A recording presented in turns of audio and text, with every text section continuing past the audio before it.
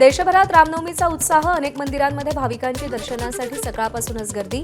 रामनवमीच्या पार्श्वभूमीवर ठिकठिकाणी police alert मोडवर। शिर्डीच्या साई मंदिरात रामनवमी उत्सव, साईबाबा मंदिरात भक्तिमय वातावरण, साई दर्शनासाठी लाखो भाविकांची मांदियाळी। बुलढाण्यातील शेगावमध्ये प्रभू श्रीराम मंदिरात मोठ्या उत्साहात जन्मोत्सव साजरा। देशभरातून लाखो भाविक आणि शेकडो दिंड्या शेगावात दाखल, तर मंदिरातील सजावटीनं सगळ्यांचं लक्ष वेधलं। मुंबईच्या वडाळा येथील राम मंदिरात रामनवमीचा उत्साह, रामनवमीनिमित्त भाविकांची मोठी गर्दी। राम जन्मोत्सवानिमित्त मंदिरालाही आकर्षक फुलांची सजावट। परळीमध्ये गोराराम, काळाराम, सावळाराम या शेकडो वर्षांपूर्वीच्या राम मंदिरांना रामनवमीनिमित्त सजावट, सगळ्या मंदिरांना आकर्षक विद्युत रोषणाई। नाशिकच्या काळाराम मंदिरात रामनवमीनिमित्त पोलीस बंदोबस्त, गुढीपाडव्यापासून काळाराम मंदिरात रामनवमी उत्सव सुरू आहे। नांदेडमध्ये रामनवमीनिमित्त पोलिसांची कडक उपाययोजना, रामनवमीच्या पार्श्वभूमीवर नांदेडमध्ये शोभायात्रेचं आयोजन, कायदा सुव्यवस्थेचा प्रश्न उद्भवू नये म्हणून पोलिसांकडून मशिदीसमोर बॅरिकेडिंग। वाशिमच्या मंगरुळपीर तालुक्यातील इचा नागी येथील श्री महादेव संस्थान इथं श्री महादेव आणि पार्वती यांचा विवाह सोहळा संपन्न, सोहळ्यासाठी हजारो भाविकांची उपस्थिती। अयोध्येतील राम मंदिराला विद्युत रोषणाई, मंदिरात सकाळपासूनच भाविकांची प्रचंड गर्दी। रामनवमीच्या निमित्तानं राम जन्मभूमी मंदिरामध्ये भक्तांवर शरयू नदीचं पाणी ड्रोनद्वारे शिंपडण्याचा प्रयोग, तंत्रज्ञान आणि परंपरेचा सुंदर संगम साधण्याचा प्रयत्न।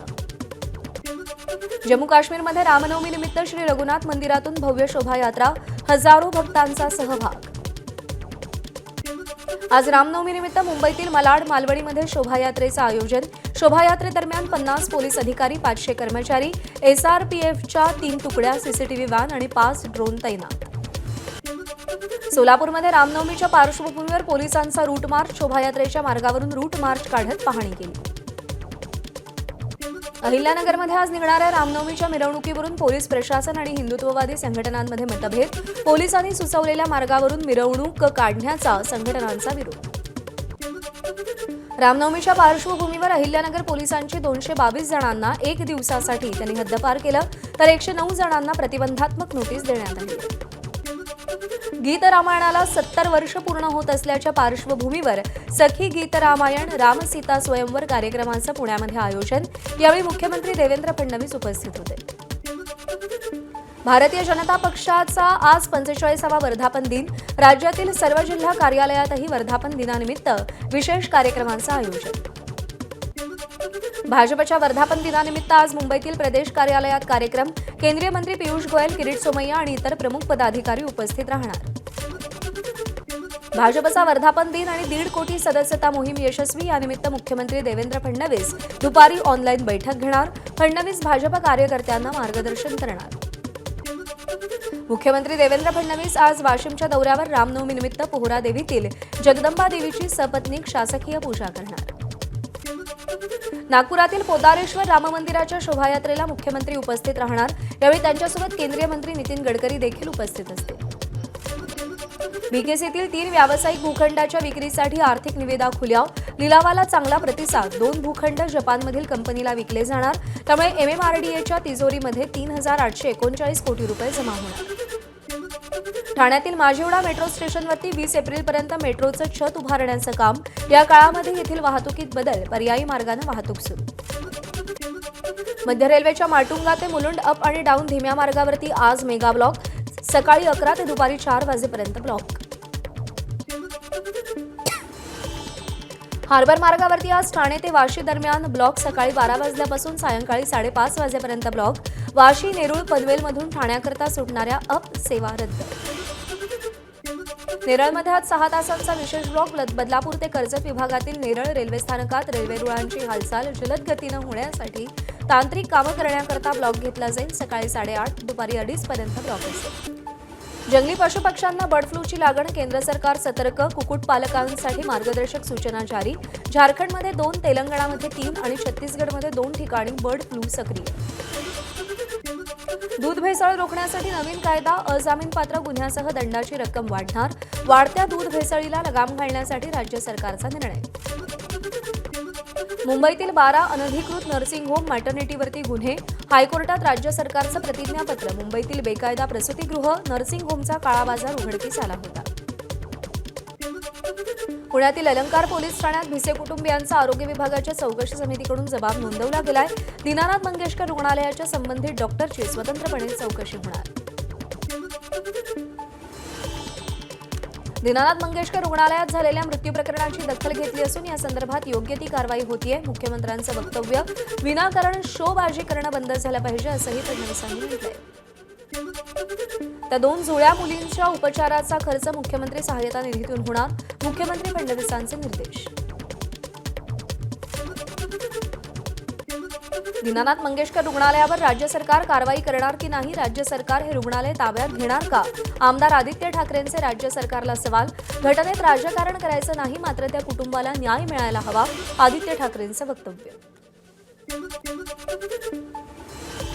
आमदार अमोल मिटकरींनी शेतकऱ्यांची जाहीर माफी मागितली. राज्याचे कृषी मंत्री माणिकराव कोकाटे यांच्या वक्तव्यामुळे शेतकऱ्यांचं मन दुखावलं असल्यास मिटकरींकडून दिलगिरी व्यक्त. कृषी मंत्री माणिकराव कोकाटे यांच्या विधानावर राधाकृष्ण विखे पाटील नाराज. शेतकऱ्यांच्या विषयावर बोलताना प्रत्येकानं संयम बाळगला पाहिजे. विखे पाटलांचा कृषी मंत्री कोकाटेंना सल्ला. कृषी मंत्र्यांनी केलेलं वक्तव्य हे शेतकऱ्यांची थट्टा करणारं. स्वाभिमानी शेतकरी संघटनेच्या मनीष जाधव यांचं वक्तव्य. कोकाटेंच्या राजीनाम्याचीही मागणी केली. मातोश्रीजवळ बॅनर लावत शिंदेंच्या सेनेनं ठाकरेंना डिवचलं. धनुष्य शोभे प्रभू श्री रामाच्या हाती, आ रहे हे भगवाधारी असा बॅनरवर उल्लेख. काँग्रेस प्रदेशाध्यक्ष हर्षवर्धन सपकाळ आज नाशिक दौऱ्यावर. दुपारी काळाराम मंदिरात दर्शन घेणार. दौऱ्याच्या पार्श्वभूमीवर काँग्रेस कार्यकर्त्यांमध्ये उत्साह. केंद्रीय गृहमंत्री अमित शहा शनिवारी 12 एप्रिल रोजी किल्ले रायगडावर 345वी शिवपुण्यतिथी तसंच शिवसमाधी जीर्णोद्धार शताब्दी कार्यक्रमाला उपस्थित राहणार. माझगाव कोर्टाचा करुणा मुंडेंच्या बाजूने निकाल. युक्तिवादानंतर धनंजय मुंडेंची याचिका फेटाळली. वांद्रे न्यायालयाचा निर्णय कायम. करुणा मुंडेंना 2 लाख रुपयांची पोटगी कायम राहणार.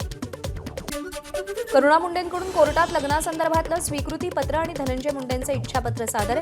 स्वीकृती पत्रामध्ये करुणा यांच्याशी धनंजय यांनी 9 जानेवारी 1998 रोजी वैदिक पद्धतीनं लग्न केल्याचा उल्लेख, तर इच्छापत्रामध्ये करुणा यांचा पहिली पत्नी असा उल्लेख.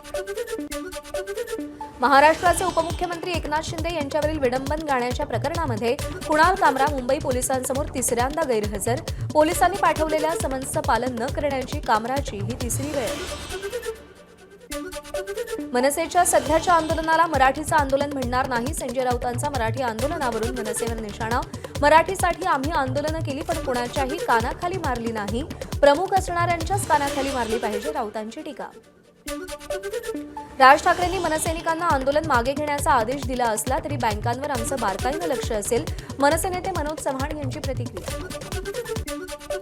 मुंबईच्या दहिसरमधील झेप्टो कंपनीच्या गोदामाला मनसेच्या कार्यकर्त्यांनी टाळं ठोकलं. झेप्टोच्या गोदामात उंदीर सापडल्याचा मनसेचा आरोप. प्रहार जनशक्ती पक्षाचे अध्यक्ष बच्चू कडू विधान परिषदेच्या आखाड्यात उतरण्याची शक्यता. बच्चू कडू अमरावती विभाग शिक्षक मतदारसंघातून निवडणूक लढवण्यासाठी सकारात्मक. डिसेंबर 2024 मध्ये निवडणूक होणार. राज्यमंत्री योगेश कदम यांच्याकडून ताफा थांबून अपघातग्रस्ताला मदत. खेड दापोली महामार्गावर गंभीर जखमी अवस्थेत असलेल्या व्यक्तीला स्वतःच्या गाडीतून ते रुग्णालयात त्यांनी दाखल केलं. सह्याद्री सहकारी कारखाना निवडणूक मतदान प्रक्रिया पार पडली. 80.98% मतदान. आज सकाळी 8 पासून मतमोजणीला सुरुवात. 21 जागांसाठी 70 उमेदवार निवडणूक रिंगणात. वक्फ सुधारणा विधेयकाविरोधात आवाज उठवणाऱ्या खासदारांचे उलेमांनी आभार मानले. उद्धव ठाकरे यांचेही पत्रकार परिषदेमध्ये उलेमांनी आभार मानले. विधेयकाविरोधात आंदोलन करण्याचाही इशारा दिला. प्रकृतीच्या कारणास्तव वक्फ सुधारणा विधेयकाच्या मतदानावेळी अनुपस्थित होतो. राष्ट्रवादी शरद पवार पक्षाचे खासदार सुरेश म्हात्रेंची प्रतिक्रिया.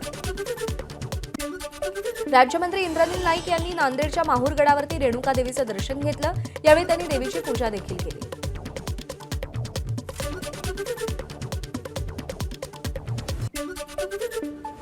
मुंबईच्या विलेपार्ले येथील दीनानाथ मंगेशकर नाट्यगृहाच्या आवारात नटश्रेष्ठ विक्रम गोखले यांच्या तसबिरीचं लोकार्पण. आमदार पराग गळवणी यांच्या हस्ते आणि गोखले परिवाराच्या उपस्थितीमध्ये हा लोकार्पण सोहळा झाला. जलवाहिनीच्या कामकाजामुळे वांद्रे कुर्ला संकुल परिसरामध्ये पाणी पुरवठा मंगळवार 8 एप्रिल रोजी संध्याकाळी 2.5 तासांसाठी खंडित. पुढचे 4 ते 5 दिवस पाणी गाळून उकळून प्या, महानगरपालिकेचं आवाहन. मुंबईहून घोडबंदर आणि नाशिकच्या दिशेने जाणारी वाहतूक पर्यायी मार्गाने वळवली. मेट्रो स्टेशनच्या कामानिमित्त माजिवडा उड्डाणपूल 15 दिवस बंद राहणार. मुंबईतील सीआरझेड घोटाळ्याची राज्य सरकारनं दखल घेतली. अनधिकृत बांधकामं निष्कासित करण्याचे निर्देश दिल्यानंतर शासनानं अनधिकृत बांधकामावर तोडक कारवाई सुरू केली. एबीपी माझानं सर्वप्रथम ही बातमी दाखवली. श्री विठ्ठल रुक्मिणी मंदिराच्या दुरुस्तीचं काम अंतिम टप्प्यात. पावसाळ्यापूर्वी छताच्या वॉटरप्रूफिंगच्या कामाला गती. आषाढी एकादशीनिमित्त वेळेत काम पूर्ण करण्याचे मुख्यमंत्र्यांचे आदेश. गोंदिया बल्लारशाह रेल्वे मार्गाच्या दुहेरीकरणाला केंद्र सरकारची मंजुरी. केंद्रीय मंत्रिमंडळाच्या बैठकीत निर्णय झाला. 249 किलोमीटरच्या प्रस्तावित रेल्वे मार्गाला 4,819 कोटी रुपयांच्या निधीला मंजुरी. बुलडाणा पोलिसांचा ऑन द स्पॉट एफआयआर उपक्रम. कोणतीही घटना घडल्यास पोलीस घटनास्थळी जाऊन गुन्ह्याची नोंद करणार. जिल्हा पोलीस अधीक्षकांची माहिती. सिंधुदुर्ग जिल्ह्यातील काही भागात अवकाळी पावसाची हजेरी. पुढचे 2 दिवस जिल्ह्यामध्ये येलो अलर्ट जारी. नद्यांच्या प्रदूषणाला महापालिका जबाबदार. दूषित पाणी थेट नद्यांमध्ये सोडल्यामुळे नद्यांची अवस्था दिवसेंदिवस वाईट. जलसंपदा मंत्री राधाकृष्ण विखे पाटील यांची टीका. सांगोला इथं 21व्या महाराष्ट्र सिंचन परिषदेचं विखे पाटलांच्या हस्ते उद्घाटन झालं. धुळे महानगरपालिका क्षेत्रातील देवपूर भागामध्ये रस्त्याच्या कामात 1,64,00,00,000 रुपयांचा गैरव्यवहार. ठाकरेंच्या शिवसेनेचे नेते अनिल गोटे यांचा आरोप. देवपूर पोलीस ठाण्यामध्ये तक्रार केली. गडचिरोलीच्या वैनगंगा नदीपात्रात काँग्रेसचं ठिय्या आंदोलन. चंद्रपूर आणि गडचिरोली जिल्ह्यामध्ये भीषण पाणी टंचाई असल्यानं गोसीखुर्द धरणातील पाणी सोडण्याची काँग्रेसनं मागणी केली. अकोल्यातील पंजाबराव देशमुख विद्यापीठाला लागून गांजाची शेती केल्याचं समोर. अकोल्यातल्या एमआयडीसी पोलिसांना सुगावा लागला आणि त्यानंतर धाड टाकत पोलिसांनी कारवाई केली. मड हायलँड परिसरामध्ये अनधिकृत इमारतीवर पालिकेची कारवाई. सुमारे 2,000 चौरस फुटाच्या क्षेत्रफळात उभारलेली ही इमारत होती. महापालिकेच्या या कारवाईमुळे परिसरातील अनधिकृत बांधकामांना चाप लागण्याची शक्यता आहे. बीडच्या गेवराई तालुक्यातील अर्धामसला गावच्या मशिदीमध्ये स्फोट घडवून आणणाऱ्यांवरती यूएपीए अंतर्गत कारवाई. आरोपींना 4 दिवसांची पोलीस कोठडी. लातूर शहरातील मुख्य बाजारपेठेतील 1-2 मजली इमारतीच्या गॅलरीचा काही भाग तुटून खाली कोसळला. 1 ऑटो आणि 2 दुचाकींचं नुकसान. इमारत जीर्ण झाली असल्यानं महानगरपालिकेनं इमारत मालकाला नोटीस दिली आहे. जगातील सर्वात शक्तिशाली पासपोर्टच्या यादीमध्ये प्रथमच आयर्लंडनं अव्वल क्रमांक पटकावला. तर भारताला 148व्या स्थानावरती समाधान मानावं लागलंय. देशातील सर्वात श्रीमंत व्यक्ती मुकेश अंबानी यांचे धाकटे पुत्र अनंत अंबानींची द्वारका यात्रेची आज सांगता. जवळपास 10 दिवसांपासून अनंत अंबानींनी ही पदयात्रा सुरू केली होती. भगवान द्वारकाधीशांचे आभार मानतो असं अंबानींनी सांगितलंय. पाकिस्तानातील भक्तांची द्वारकाधीश मंदिराला भेट. देवभूमी द्वारका इथं द्वारकाधीश मंदिरात पाकिस्तानातून आलेल्या भक्तगणांनी दर्शन घेतलं आणि प्रार्थना केली. पंतप्रधान मोदींकडून भारतीयांना रामनवमीच्या शुभेच्छा. राम जयंतीचा हा पवित्र प्रसंग सगळ्यांच्या जीवनात नवीन चेतना आणि नवीन उत्साह घेऊन येवो. मोदींची प्रभू रामांकडे प्रार्थना. पंतप्रधान आज रामेश्वरम इथं भारतातील पहिल्या उभ्या लिफ्ट समुद्री पुलाचं उद्घाटन करणार. भारतीय रेल्वेकडून नवीन पंबन पुलाचा एक व्हिडिओ प्रदर्शित. 550 कोटींपेक्षा अधिक खर्च करून पुलाचं बांधकाम. दिल्लीतील कापसहेडा भागामध्ये वॉटर पार्कमधील रोलर कोस्टर स्टँड तुटून अपघात. दुर्घटनेमध्ये एका तरुणीचा मृत्यू.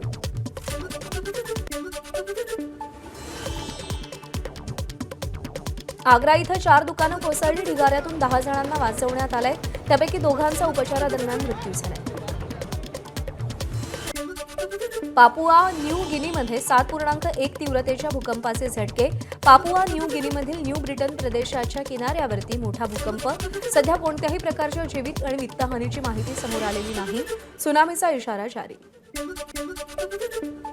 राजस्थानचा पंजाबवरती 50 धावांनी विजय. मुल्लापूर इथं झालेल्या लढतीमध्ये पंजाबवरती 50 धावांनी राजस्थाननं पंजाबला हरवलं. राजस्थानकडून जोफ्रा आर्चरनं 3 तर संदीप शर्मा आणि महेश तीक्ष्णा यांनी प्रत्येकी 2 विकेट्स घेतल्या. दिल्ली कॅपिटल्स संघानं चेन्नई सुपर किंग्सला पराभवाचा मोठा धक्का दिला. दिल्लीकडून चेन्नई सुपर किंग्सचा 25 धावांनी पराभव. एबीपी माझा, उघडा डोळे बघा नीट.